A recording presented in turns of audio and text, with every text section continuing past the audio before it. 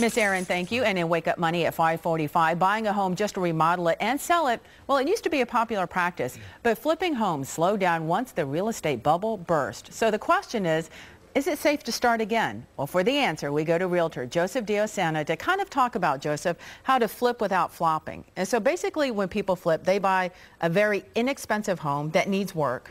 They put the work in and the money, and they sell it for a profit. Sounds easy. Yeah, sometimes it sounds very easy, but it's a little bit complicated. You got to make sure you buy correctly, you buy right, and then you make the right updates. You got to make sure it's smart. So make sure that the updates that you make are consistent or congruent from the beginning to the end. So when you're looking at choosing a property, and Houston's real estate market is unique, is this a good time for them to say, hey, I think I can find some deals out there, maybe put in $10,000 and look at a $50,000 profit? Right. That's kind of stretching it. Probably around 20 to 25, maybe even 30 if you push it right. But really it's about buying in the correct neighborhood, usually 60s or 1960s or 70s, putting the smart updates in. What's a smart update? Smart update would be like carpet paint, wise choices in fixtures, lighting, making sure that you make the consistent updates from the beginning to the end, all the knobs, not just one part of the house, but make sure you completely do the whole thing. And a lot of people get away because they think, hey, this is my chance to be a decorator.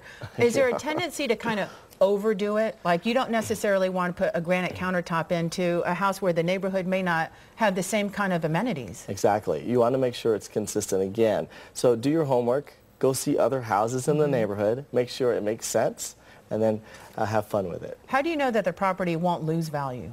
Well, it's about buying smart at the beginning, right? Don't overpay for it. It makes sense not to do that. And don't try to buy the biggest house in the neighborhood. Try something that's just a little bit below average once you're done. So make sure your numbers are correct in estimating your remodeling costs and then even your holding costs. A lot of people forget that part. How long am I going to hold this?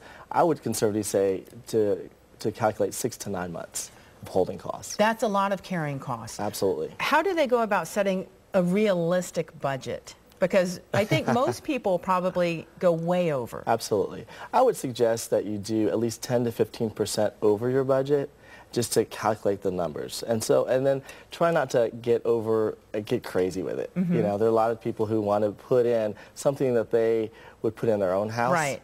And you got to remember that your target market is not you, it's someone else. So is this a good time now where if they are realistic in their expectations, for them to maybe find bargains in the Houston market?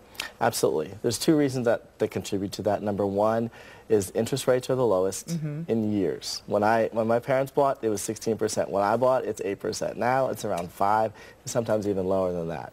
And that's the first thing. The second thing is that there's a lot of foreclosures on the market because people who bought who really shouldn't have afforded it. In the first place? Absolutely. Yeah. Absolutely. So there's a lot of inventory on the market and there's great deals.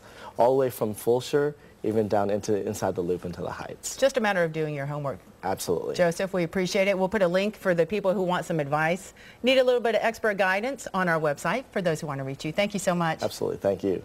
And from remodeling a home to decorating one just for the holidays, if you're putting it off, Fox's Lisa Murphy has some last-minute money-saving tips just for you.